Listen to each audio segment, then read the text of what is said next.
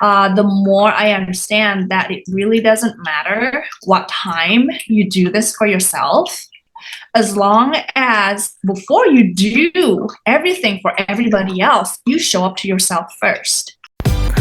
Welcome to A Sista's Love, the podcast that helps women who are healing by having those deep conversations, giving practical advice and words of encouragement. Come on, let's talk about it. Hello, my beautiful sisters. On today's episode of a Sisters Love podcast, we'll be having a guest, and her name is Jenny, and she'll be discussing how to create a morning routine that can aid you in your healing journey and how the right routine can benefit you on this journey of healing. But before we get started, I would like to introduce myself. My name is Rose Jones, and I'm your host here at a Sisters Love podcast. And I am just a woman trying to inspire other women through my journey of surviving domestic violence, self-hate, and currently battling PTSD. I am just trying to keep it real about the struggles that I'm facing in my life. And my goals for this podcast is to create a safe place for women to heal and tell their story. So if you are looking for a safe place to heal, then you are in the right place. I would love for you to be part of our community. All you have to do is hit the subscribe button and turn on the notification so that you will never miss an episode of a Sisters Love podcast. I would like to introduce to you guys an amazing guest. Her name is Jenny. Jenny, can you give the listeners a little bit about yourself? Absolutely. My name is Jenny Lee. In addition to me being an English teacher in Hartford, Connecticut inner city school, I am also a life coach or a habits coach, which I would like to call myself. I focus on helping women, especially busy women and moms, craft their morning routines so the morning routines become self-loving, self-caring ritual, especially in the morning because everybody's asleep, no judgment, or whatever, so that they could pour a lot of love into themselves, all kinds of nourishment before everybody is awake. So that they could nourish themselves, love themselves just before they go out and serve the world. So that's what I do. And the morning routines are based on joy and fun and what they love to do. So that's how I feel. We generate love and joy and happiness.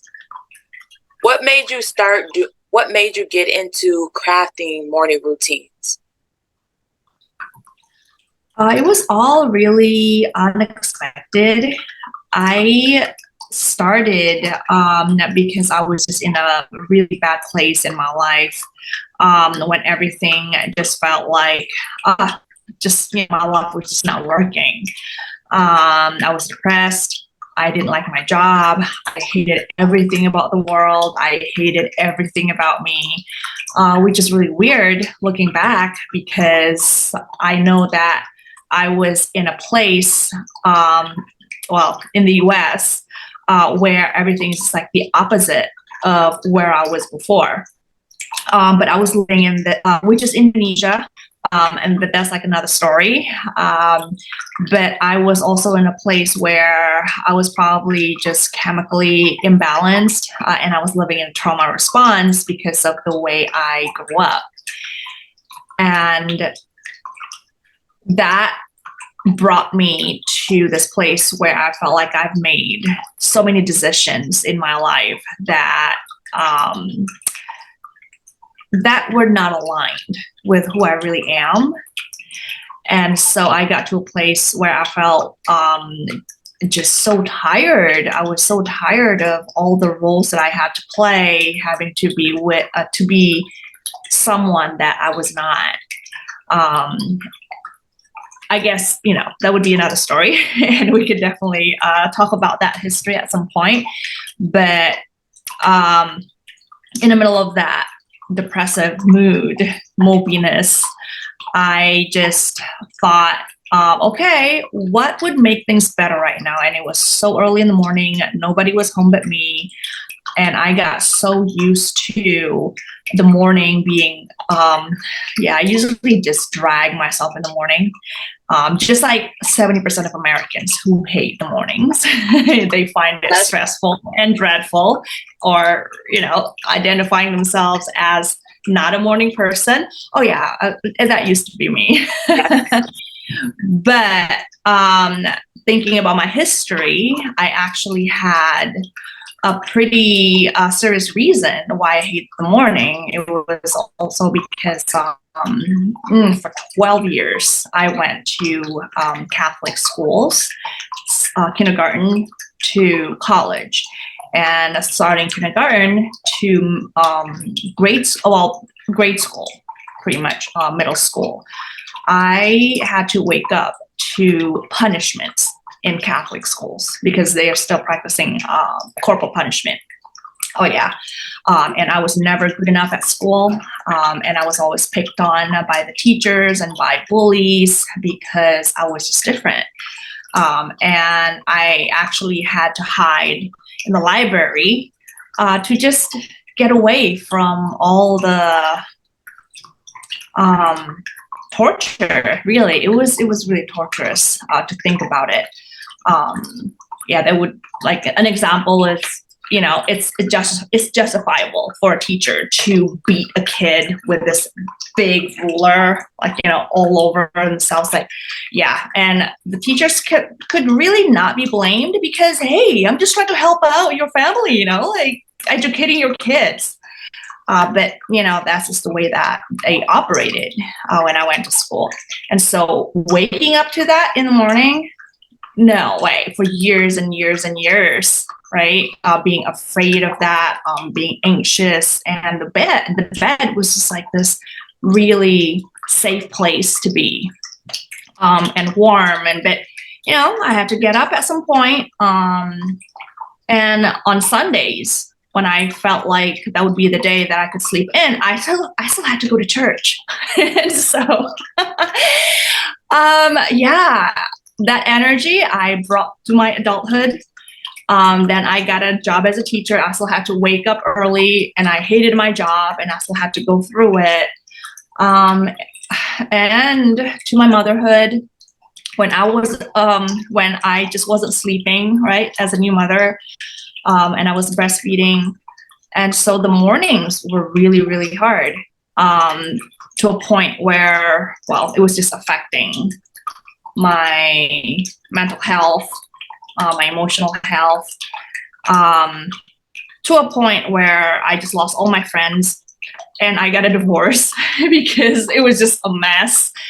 And so one morning, I got out of the marriage. I got out of the house that I used to live with my former husband. But there's, of course, other things going on. But one morning when I just felt, okay, I could not go back to sleep. And so, okay, let's just get up anyway because I'm already up. But I was still mopey, still, feeling depressed. And one thing that came to mind was, okay, what could make this better right now? Because all right, I have about maybe 45 minutes until I have to go to work and, start rushing and all that. Okay, let's just play some music. But you know what? Because at that point, I was so used to the mornings being so depressing and heavy and draggy. I actually had a resistance just to play music in the morning. It's just I had to push myself. It's let's play that music. But no, because I'm not familiar with that. Music in the morning, no. It was just my mind and my body that were just not used to it. But eventually, I turned that on, and because the music was on, I was like, oh, this is kind of nice. The air felt lighter, and so I started feeling like dancing a little bit, but then I had resistance because my body also got used to that mopey mood, right, for so many years. That the energy of morning being so hard. But when the music started playing, couldn't help it. I started dancing. Oh, you know what? That felt so good. All right, let's just move a little bit here. And so it was time to go to work. Then the next morning, I thought, okay, you know what? Yesterday was actually kind of nice. Let me just do it again. And I had fun. And so I decided that the following morning, I would wake up 10 minutes earlier just so I could dance to maybe 2 songs, right? So 10 minutes, 2.5 songs. And I had so much fun. A couple of weeks later after that, I woke up 15 minutes earlier so I could dance to 3 songs.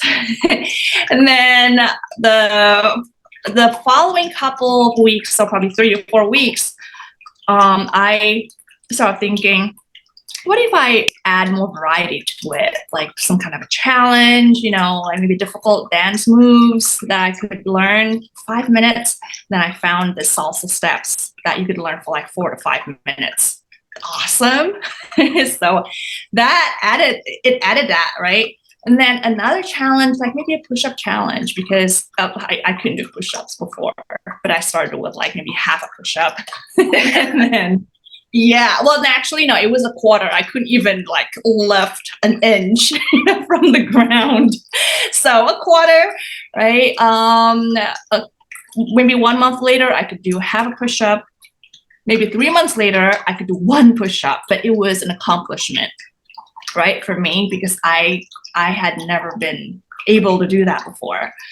And so I felt like, oh, wow, I got in touch with this part of me who still felt like growing, who enjoys that playfulness and the newness of myself, because, wow, I could actually do that. That's like revolutionary, personally, for me. Then I learned about juicing. Then I started waking up 20 minutes earlier so I could juice and wash the appliances. And I learned about breath work, meditation, ice cold shower, and like a bunch of other things, like even a variety of other dances. And so now I have like 2 hours of morning routines. And something that I noticed, even just a couple of weeks when I started waking up 10 minutes earlier, 15 minutes earlier, it was my mood, because at that point I also hated my job, right? In an inner city school where the kids also needed attention and love, because they come from environments that are challenging too. There's violence and abuse and drugs, and they come to school also depleted and exhausted like me. But I was not in a place where I was happy and filled to give them the love and attention that they needed. But after I practiced that, giving myself all the love, the fun, and the joy, I came to work so uplifted, in such a better mood. And we started having such better relationships. I was actually listening to whatever they were telling me. And in my lesson planning, I asked myself, how can I make this more fun for myself? How can I make this fun for the kids? And as a byproduct, I just started chatting with the kids, started having conversation, and that was really good for our relationships.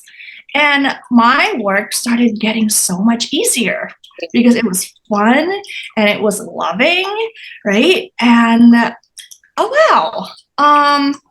So that lens of I hate my job, I hate the mornings, it completely changed to, oh, I actually enjoy the kids. And I would always ask myself, how can I make my lessons fun? And the kids became so much more receptive to my teaching. And job is not hard anymore. It's actually enjoyable, so that's how that changed. But me, when it comes to like morning routines, I'm so used to like I have my journal, wake up, you gotta journal, you gotta pray, you gotta do all this stuff. And it's like, I got to get up and do my routine. It's more like Mhm. a to-do list than an enjoyable process. Okay, so that what I used to think. Yeah. But I think at that point in my life when I had nothing to lose and I was also depressed and everything, if it wasn't fun, it wasn't worth it. What's up? Okay. And so I asked myself at that time, what would be fun at this point? What would feel the best? What would feel really good? And I've always liked dancing, but because of life, I forgot about what I loved, right? Like a lot of people, oh, it's just life, you know, and they stop painting, they stop dancing, they stop doing what they love, when that's actually what makes them come alive. And that's what the morning routine is all about. Think about something that brings you the most joy, the most happiness, the most exhilaration, just in 10 minutes. What would that be? Like for me, that's the dance, right? The music, it, you know, like the movement and the music, they make me come alive. And that generates this happiness and joy. And it's like, oh my God, I can't wait to do this again. And then the next morning, because I was enjoying it so much, I can't wait to wake up to it, right? And I was actually eager to wake up to something that I was doing for myself. Because in the process, I'm giving myself love, I'm giving myself kindness. And that is so nourishing. And because of that, that became longer, 15 minutes to 20 minutes, and I gave myself more love and more fun. And in the process, I am rewiring my my mind and my body, getting my body and my mind used to joy and happiness and fun, because so many people have dysregulated nervous system, right? And they expect stress all the time, hard work and negativity, road rage and all that stuff. It's like the normal occurrences in our lives. But what if you change it to the opposite? What if you start your morning when the brain is at the most malleable state, the most impressionable state, and you put the seeds in your mind, either gratitude and the things that you are doing that are fun for you, that you're excited to wake up to, that gives the impression to your mind and your body that, oh, this is going to be a fun morning, and because of this, it's going to be a fun day.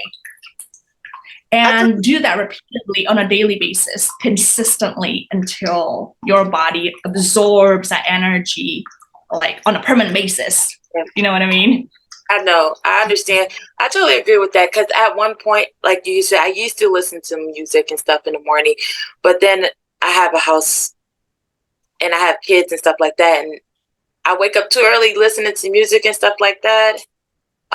It's gonna wake the house up, because I get to singing and dancing and I'm gonna wake everybody up. So it's like, it's hard to balance that. Like the things that really make me fun kind of makes a lot of noise, where I don't want to wake the kids up too early before they go to school.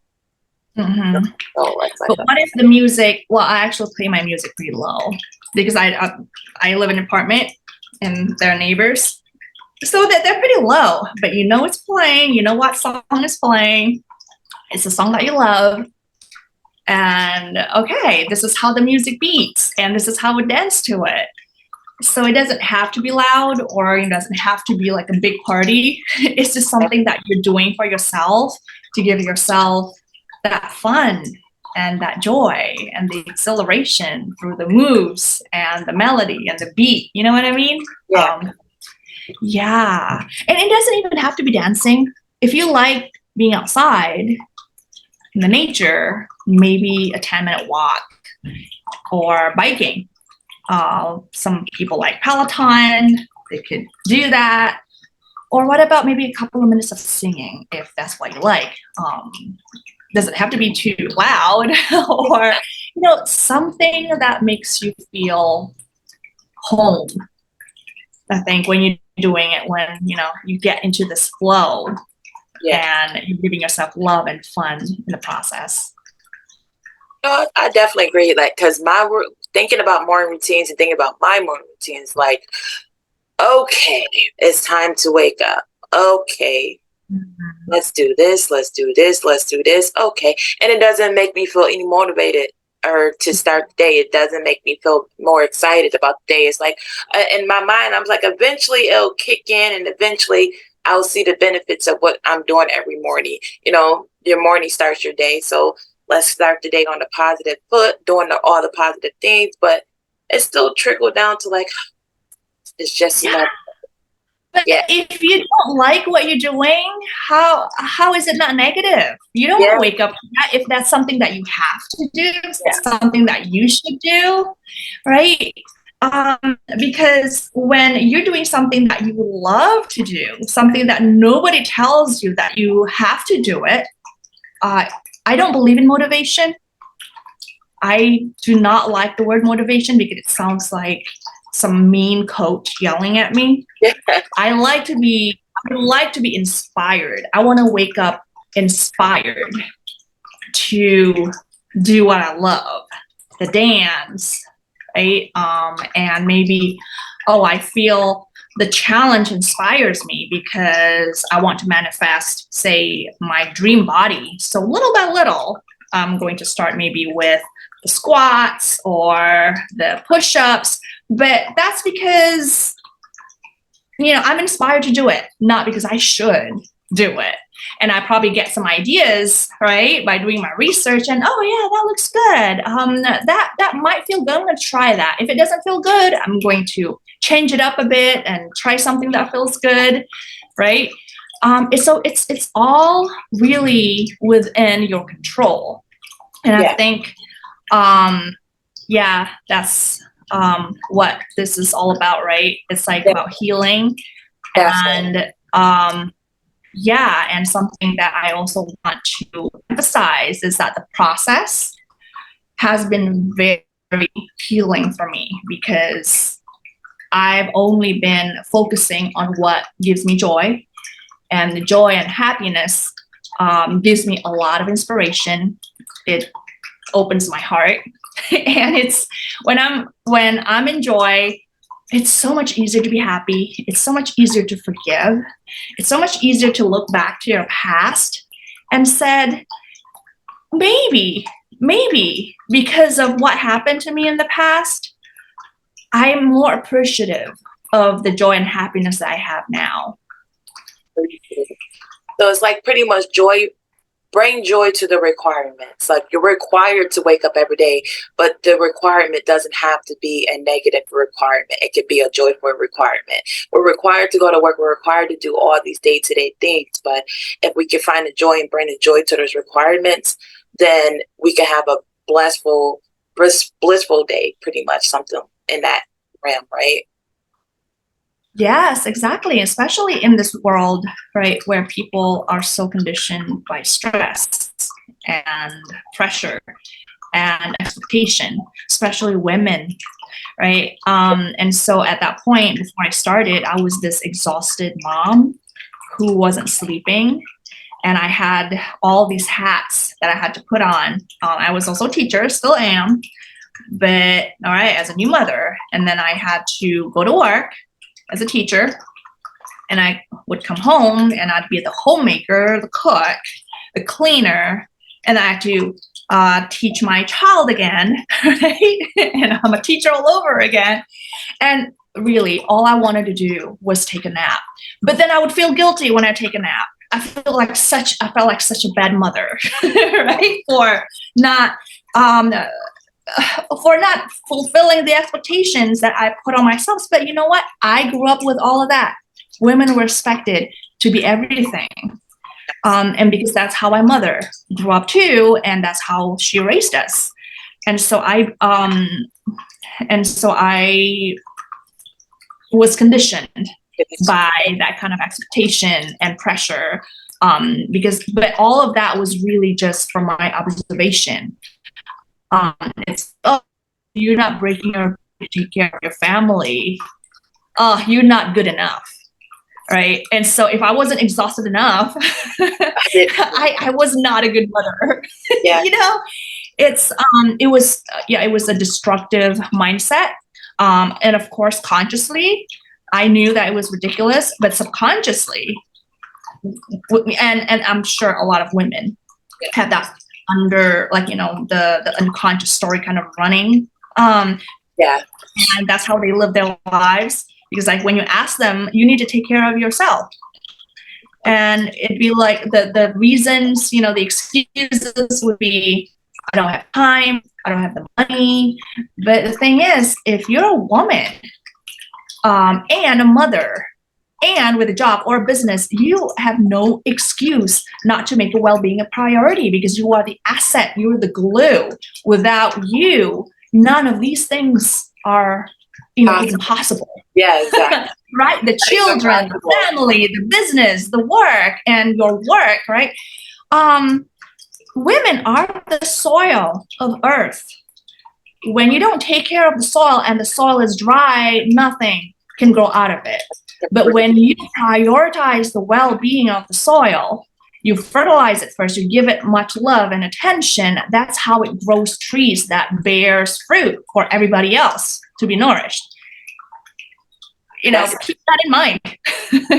That is definitely true. I totally agree with that, because I had to learn that myself on my journey of healing. Like, I used to pull myself so thin that when I slept, I can run on 2 hours of sleep.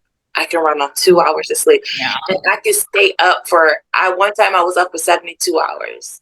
And everybody looked like, are you tired? I'm like, I'm good. I'm good. And then I would sleep, and I can sleep for 4 hours and be right back up, moving and going. And it's like, that is not healthy.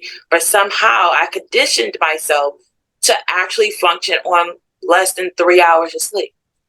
And it was like, and I can go on up to 72 hours without sleep. Now, yeah, that's how bad it was. I was so conditioned that I had to be there for everybody, do everything for everybody. And then I would work overnight. Like, I would do an overnight so I could be there for everybody when they're woke, and then work while they're sleeping, be there again when they woke up. I completely understand. Yeah. And that's how I used to operate too. I wasn't sleeping for 8 months. Yeah. Probably more than that.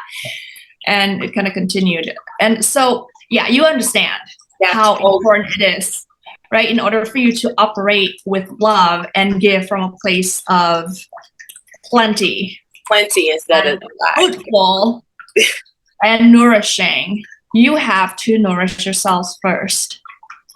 Yeah. And that's the law. I do have a question for you. Like, when it comes, like I just said, like, I used to work overnights, and then, like, people that worked overnight, they come home and they sleep for a couple hours. Do that morning routine still count? Like, should they do it before they go to sleep on their nap, before they start their day, or should they do it when they wake up from sleeping to start their day? Because their day usually probably won't start until like 1 p.m. because they did like do overnight shifts. Do they come in when they wake up at 1 p.m. do that routine, or should they do it before they go to sleep when they first get home? The longer I'm doing this, the more I understand that it really doesn't matter what time you do this for yourself, as long as before you do everything for everybody else, you show up to yourself first. That's the biggest thing, because everyone, like especially women, we're so trained to compromise ourselves so that we could attend to everybody else, right? It's like, oh yeah, we're everybody else servant, we're everybody else's servers. No, you need to, just like queens, right? All these women who are up there at the exalted positions, they may be queens or politicians. Before they come and serve everybody else, they need to be pampered first.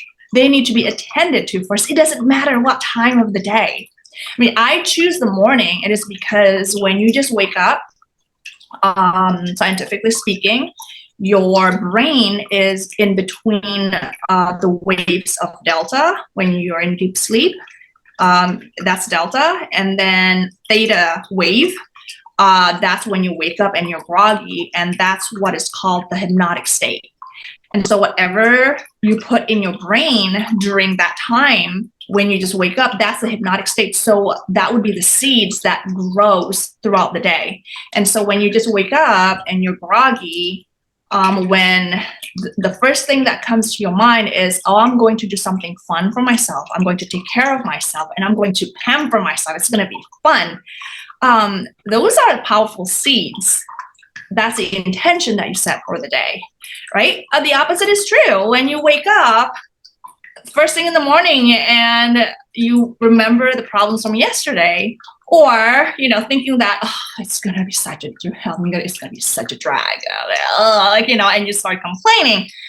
And that's going to be the tree that grows throughout the day too, right? So which seed you want to put in your brain when you first wake up? It is you nourishing yourself. It is you loving yourself, showing up to yourself first before you show up for everything else in the world.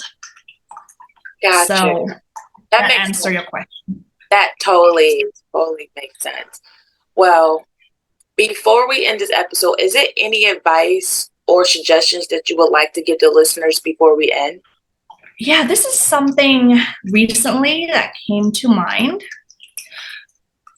Everybody's purpose in life is really to be happy, including me, right? That was after I've done this for years. Then I realized, you know what? All I really want in life is joy and happiness and freedom. And I'm so happy that I've cultivated that first thing in the morning. And I've been teaching my body to do that. But you know what? Something that I came to understanding deeply is that happiness and joy, they're a habit. Happiness is a habit. And so all of us, so many of us are so used to negativity, hard work, toiling, right? And it's like stress is, all right, the normal occurrence in the world or in their lives. But why would you want to choose that? Why would you choose that?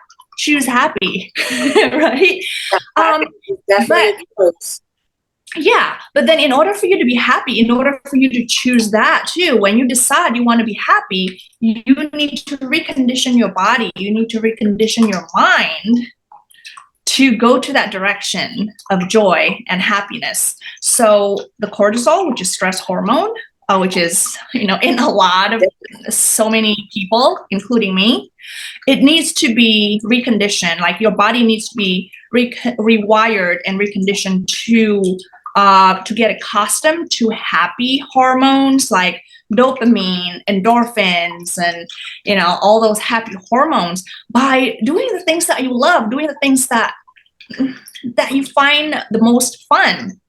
And when you do that on a consistent basis, that's how you make a happy individual.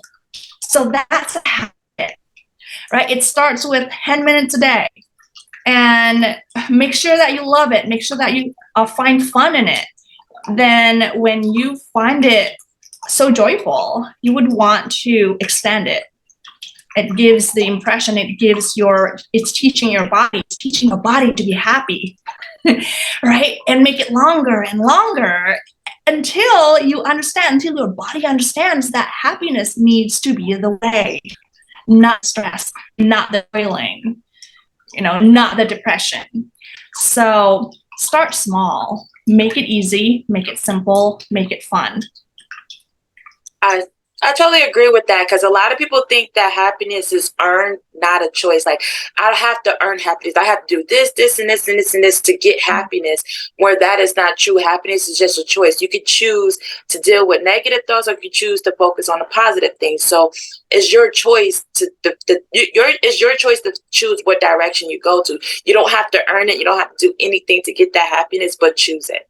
So a lot of women don't understand that. Like, you don't have to serve nobody. You don't have to be at service or anything to get the happiness. You just have to choose it and walk towards it, pretty much. Yes, you're the queen. Yes. Remember that. You need to be taken care of first. You need to be pampered and spoiled first. Because yeah, queens, right? They have people to serve too. But before any of that, they need to be taken care of first. Just like you. Exactly. Now, can you please tell the listeners where they can find you on social media and also about the free resource that you have for them? Yeah, absolutely. You can find me on Instagram. I'm pretty active there. It's at Sunny Jenny Lee. It's all one word, Sunny Jenny Lee. And I'm also active on Facebook.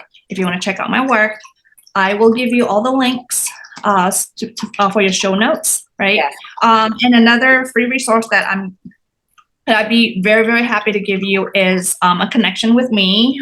So I'll give you a 30-minute free coaching on how you could start your morning routines tomorrow. And we could explore and we could take a look what activities suit you the best so that you can actually have fun in the process and finally make happiness a habit. So yeah, and I'll give you the scheduling link for that too. Well, all those resources will be linked below in the show notes. So y'all can go check her out and make sure y'all book that free session, because that morning routine sounds like I'm ready to switch up my morning routine right now. Like tomorrow, I'm waking up happy. I swear I am. Like I'm not even starting. I don't know what it's going to be yet, but it's going to start with something else. I'm going to figure it out before I go to sleep. And I'm going to wake up happy tomorrow.